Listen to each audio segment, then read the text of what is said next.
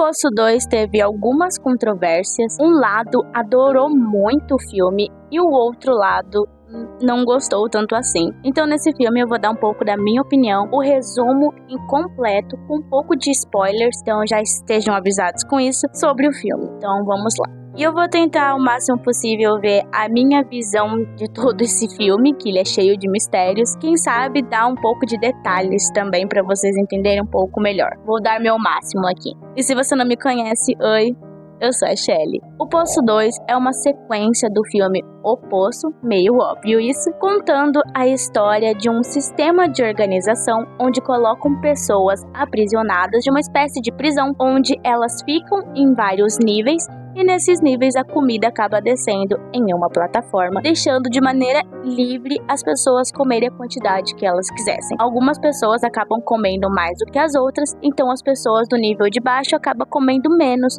do que o nível lá de cima, e se bobear, as pessoas do nível de baixo não comem nada. Então eu já posso lhe dizer que essas pessoas são muito folgadas e não pensam no próximo, mas essa é a ideia do filme. Com isso, vamos pro resumo do Poço 2. A história começa com novos integrantes agora entrando dentro do poço, no mesmo sistema de entrevistas onde elas escolhem a comida favorita delas e o objeto com o qual elas vão pro poço. Cada uma dessas pessoas não estão lá de alegre no filme, cada uma delas tem um ponto bem importante pro filme ou pro desenvolvimento da protagonista no filme, mas isso eu vou explicar um pouquinho mais lá pra frente. A partir disso, conhecemos a nossa protagonista e o seu colega de cela. Ambos estão no seu primeiro mês no poço, então eles são novos e eles conhecem um novo sistema de operação que as pessoas regem entre si para que tenha comida para todos lá dentro do poço. Diferente como a gente conhece no Poço 1, onde é cada um por si, se você não comer, você dá os seus pulos. Nesse, cada um tenta viver pelo menos em uma harmonia,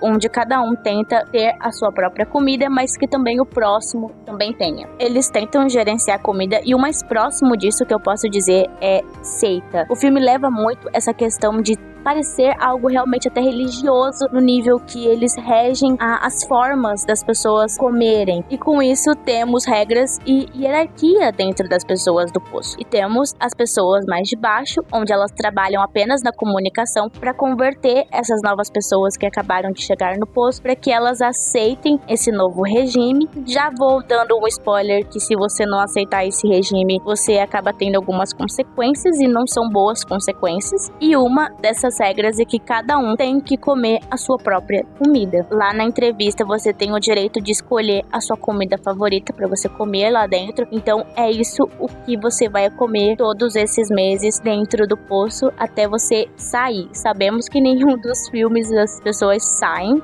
já é meio óbvio isso, a não ser que você faça um acordo com uma outra pessoa para que vocês troquem a comida de vocês, mas cada um tem apenas a sua única porção. E mesmo que uma pessoa tenha falecido lá dentro do poço e ela tenha a porção dela, ela não é dividida, ela é jogada no lixo para que você tem o seu direito de comer o seu, mas que o próximo que veio a falecer, ninguém possa usufruir do que é dele. Os nossos dois protagonistas, eles aprendem as novas regras e a nossa protagonista, a Perepurã, sim, esse é o nome dela e eu demorei muito para decorar, ela acaba aceitando as regras e a segui-las, milimetricamente como as pessoas pedem. Diferente do colega de quarto dela, o Zemiatin, eu não vou tentar falar o nome dele correto, porque eu acho que eu não vou conseguir. Ele tem um temperamento muito forte e pelo fato de alguém lá de cima ter comido a carne da pizza dele, ele já não fica tão fiel às regras, então ele meio que mete o louco muito ao redor do filme, e sem contar que ele fica bravo muito, muito fácil. De verdade. Mas o que de fato eu também ficaria se tivessem comido a minha pizza. Não é uma coisa que eu iria ficar muito feliz, pra ser bem sincera com vocês. E mesmo que a Perepurã siga as regras de jogar a comida das pessoas que faleceram no lixo, o colega de quarto dela não aceita muito isso e acaba dando umas comidas às escondidas, mesmo que ela chame a atenção dele várias vezes. Ele não aceita muito isso, mas mal sabe ele que ele estava sendo observado também pelas pessoas de cima, que seguem regramente essa seita, né? Esse sistema de organização que criaram. Então, como eu comentei que ele acabava comendo a comida das pessoas que faleceram e não jogando no lixo, as pessoas lá de cima, né? Diga as pessoas da seita, né, que estavam por coincidência na parte de cima, ficavam muito frustradas com isso, porque meio que dá essa a entender que não é justo com aquelas pessoas que acabaram falecendo, né? Tudo lá dentro tem uma consequência ao redor dos seus atos, e é claro que com ele não ia ser diferente. Mas lembra que eu comentei com vocês que no meio desse filme tinha um sistema de hierarquia? Eu acabei comentando pra vocês sobre os fiéis que falavam pra outras pessoas e convertiam as novas pessoas dentro do poço a seguir as regras. Muito depois, bem, nessa hierarquia temos um nível bem maior de hierarquia, que são os ungidos. Basicamente, como os fiéis contam, eles tiveram um contato maior com o Messias. O Messias, ele só foi referido no filme uma vez, só que a presença dele é muito grande porque a seita, né, esse sistema que eles organizaram entre si é muito presente graças a ele. Dito que disseram, né, porque ele é uma lenda, ele realmente nunca foi visto ao redor do filme, ele tirava pedaços da própria pele para que outras pessoas comessem e não passassem fome, como se ele estivesse tirando algo que é dele para outras pessoas, e isso gerou uma locomoção, né, uma comoção para que o poço tem agora um meio para as pessoas acabarem comendo mais, né? Terem o direito delas de comer. Então, basicamente, os ungidos tiveram esse contato com ele, e é por isso que eles têm um nível muito maior de hierarquia, né, nesse regime. O filme dá muito a entender que o Messias seria o protagonista do primeiro filme, porque até chamam ele desse jeito no primeiro filme, mas já vou spoiler que não é ele. Não é. E também já vou acabar spoilando que o Poço 2 é uma história que se passa antes do Poço 1. É um prólogo do que a gente viu primeiramente com o filme 1. Os ungidos, eles tinham o trabalho de disciplinar as pessoas que não estavam seguindo as regras, ou seja, comendo a comida de outras pessoas. O que eu devo dizer que são de maneiras bem brutais. Quando a nossa equipe, a Perepurã, nossa protagonista, e o seu colega de quarto, o Zamyatin, mudam de nível, eles acabam não recebendo comida. Por quê? Pelo fato de que ela também ter mentido que eles estavam em outro andar, porque estavam indo atrás do Zamyatin, porque ele tinha comido a comida dos falecidos e ele tinha, né, que receber uma consequência pelo ato dele, e ela ter mentido que eles não estavam naquele nível. As pessoas, de certa forma, sabem, porque elas se comunicam entre si, então meio que não fizeram nada, mas zero comida, não tinha nada pra eles comer. E com isso, o Zamyatin acaba ficando muito doente por falta de comida. Como o Zamyatin, ele tinha quebrado as regras, e por causa disso, a Perepurã, ela tava, né, recebendo esse castigo junto com ele, mesmo que ela tenha seguido tudo certo, ele decide tirar a própria vida para que ele não seja um fardo para ela. Então ele meio que se taca fogo. Sem contar também que ele tem um histórico bem interessante sobre fogo. Aparentemente ele tentou queimar a própria família, mas isso é uma coisa que a gente não é tão necessário para a história, para ser bem sincera, porque ele morre bem cedo. Mas eu já imaginava que ele ia morrer cedo, porque tem que ter movimentação de personagem para a história seguir, já que é só um cenário o filme inteiro, né? Então tem que ter movimentação de pessoas ali. Eu já imaginei que ele ia falecer. Mas basicamente ele se mata justamente para que a Perepurã não sofra as consequências dos atos dele. Ele tentou ser o mais humano possível naquele momento, né? A sua redenção naquele momento. E eu queria comentar também o nível de amizade entre a Perepurã e o Zamyatin, que chegou no nível até mórbido, mas bonito a amizade deles. Eles criam uma amizade ao redor do filme, mesmo que o Zamyatin ele tenha essa coisa de ser fechado e grosso e ter um temperamento muito difícil de se controlar. Ao redor do filme, até o tempo que ele estava vivo, eles acabam tendo um bom relacionamento realmente de amizade. Eu achei até bem bonito como que foi colocado a amizade deles. Eu queria dar um momento pra apreciar isso, sabe? Queria só colocar isso em vista. Tanto que ele tira a própria vida pra justamente a sua amiga não sofrer pelos pecados que ele mesmo cometeu. Com isso, a Perepurã acaba tendo uma nova colega de quarto, que, por sinal, não tem um braço. Eu não sei porque eu botei isso no roteiro, eu achei interessante falar que ela não tinha um braço. Ambas acabam tendo uma ideia de iniciar uma guerra, de certa forma, porque tinha um rapaz que estava comendo a comida de outras pessoas, então elas queriam se vingar com as próprias mãos, ajudar com o pensamento de tendo um maior número, mais vantajoso no caso. Então, quando elas descem da plataforma, dois rapazes, eles não estavam deixando elas sair, mas elas davam os argumentos delas e eles acabaram permitindo, o que, né, acarretou de algumas pessoas acabarem morrendo nesse processo. O que eu acho muito interessante, pelo menos no Poço, é que sempre vai ter uma pancadaria muito franca. E eu gosto de pancadaria muito franca. Não vou mentir não, eu gosto mesmo. E num momento seguro, a nossa moça sem braço revela pra nossa protagonista que ela tem um plano pra sair da plataforma, que essa é uma vontade que ela tem, e que a única forma de sair, pelo menos, dar um jeito de que o gás que fazem as pessoas dormirem para elas trocarem de plataformas, né, de níveis, é ficar acordado e de alguma forma sair de lá e achar uma saída. Pelo menos o primeiro passo é se manter acordado, que já não é muito fácil. E no dia seguinte, o chefe dos ungidos, ele aparece e, como eu comentei, o trabalho dos ungidos era fazer que as pessoas sigam as regras, então dar as consequências pelos seus atos, mesmo que elas tivessem boas intenções, acarretou que a nossa protagonista perca um braço e a sua colega a vida, de uma maneira bem brutal. E eu vou querer dizer, eu gostaria de ter visto aquela cena, mas não teve. Eu sou uma pessoa ruim por querer ver coisas feias na TV? Eu gostaria de saber. Eu sempre falo nos vídeos que eu quero ver muito sangue e muita brutalidade. Eu sou uma pessoa ruim por isso? É fictício, né? E quando a Perepurã acorda no dia seguinte, ela tem um novo colega de quarto, que por sinal é o velho do homem. E é a partir daí que a gente percebe de que a história se passa 9 meses antes do primeiro filme, porque é o primeiro mês do velho. E no primeiro filme ele fala que tá lá há 9 meses. Então com isso a gente já tem algum pouco de orientação de tempo e espaço que eles estão. E uma coisa que eu queria pontuar, que eu também achei muito interessante, é que como é o primeiro mês dele e ela já tá meio puta com essa organização, com essa seita, porque eles foram muito cruéis com a colega de quarto antiga dela, tava com boas, né, intenções e mataram ela, no caso, ela olha pra ele e as pessoas de cima falaram com ela pra saber qual era a comida que ela tinha escolhido, pra eles saberem, né, qual era a comida que ela era permitida a comer. Ela olha pro velho e fala: não fale com os de cima e não fale com os de baixo. Com isso, ele leva isso com ele no primeiro filme, porque ele fala isso pro nosso protagonista do primeiro filme.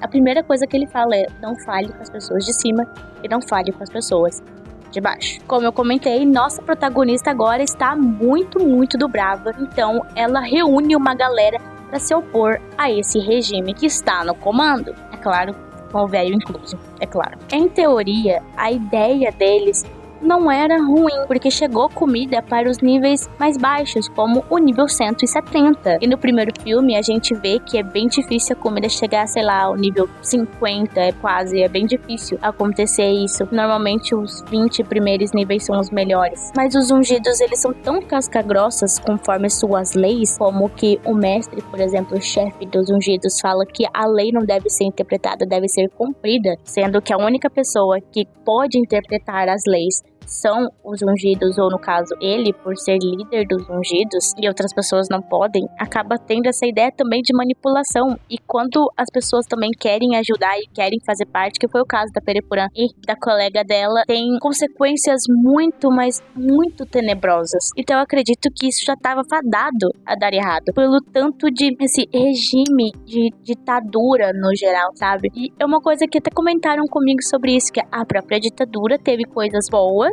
só que não era um bom sistema de governo. Eu acho que essa foi a ideia principal do Poço, de que não era uma boa forma de governo, mesmo que de algumas formas estava dando certo. E mais reforçando isso, a colega de quarto dela perdeu o braço justamente porque ela e uma amiga deram uma porção de alguém que morreu pra uma pessoa desnutrida. Essa pessoa desnutrida comeu a porção dela, mas como ela tava numa situação tão precária de fome, deram a porção de alguém que morreu. Sabemos as consequências disso. Uma perdeu a vida e a outra o braço. Então, tipo, eles não usam corretamente os recursos que eles têm em questão a comida, né, que é o mais importante, mas eles têm essa coisa unitária entre si. Eles não pegam aquilo que já tem, mesmo que a pessoa tenha falecido, sentido, eles pegam tudo o que eles têm e só deixam de maneiras unitárias, eles não distribuem de uma maneira correta um para os outros. Mesmo que a ideia seja boa, é muito brutal como eles seguem, tanto que o mestre fala que o terror é a mensagem, como as pessoas só vão seguir a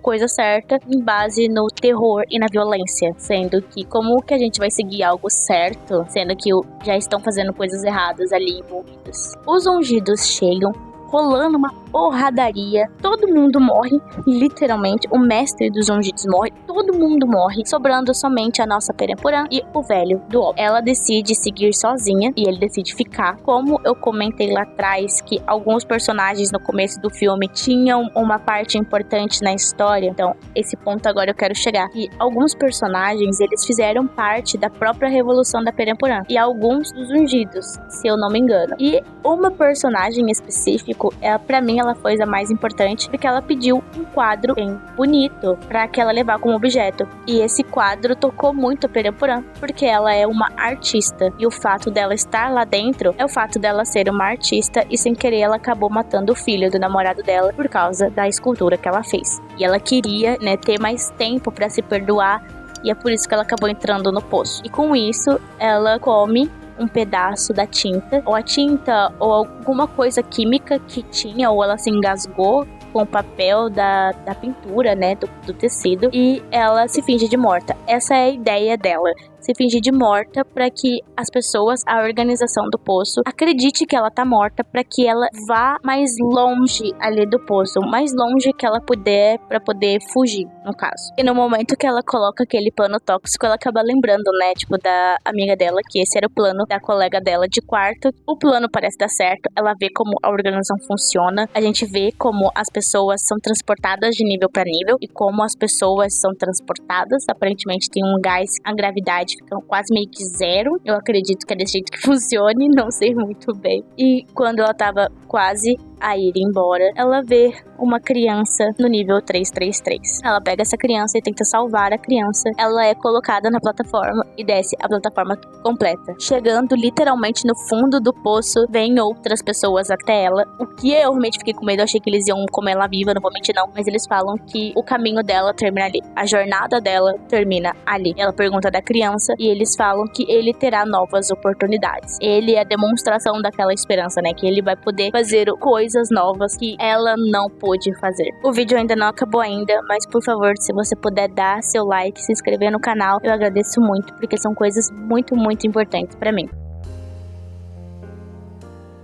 O filme tem várias cenas de crianças ao redor, do filme inteiro, o que não é uma coisa real. No primeiro filme, temos uma funcionária do próprio poço falando que não é permitido crianças menores de 16 anos dentro do poço, que isso não é uma coisa possível. As crianças realmente só simbolizam a esperança naquele universo, e o próprio diretor do filme disse que o nível 333 não existe, então a gente não sabe de verdade quantos níveis de fato tem, tanto no primeiro filme, tanto no segundo filme. Os últimos momentos do filme é o que os protagonistas queriam que tivesse acontecido, mas sabemos que isso não aconteceu, porque a Perempurã morreu no momento que ela foi sufocada pela arte, e a gente não sabe de fato em que momento o nosso protagonista do primeiro filme chegou a falecer, mas ele também chegou a falecer. Ambos queriam que a vida deles tivesse algum significado, alguma diferença, o que acabou não acontecendo. Eles acabaram morrendo como qualquer outro. A diferença é que eles tiveram, a redenção que eles estavam procurando, e tudo que resta no final é a esperança, simbolizando a criança que sempre ela vai ser a que sobe. Mas todos, eu acho que nos dois filmes, é tudo muito lúdico e real. A gente não sabe qual é a diferença entre o que se tornou lúdico, não teve essa transição.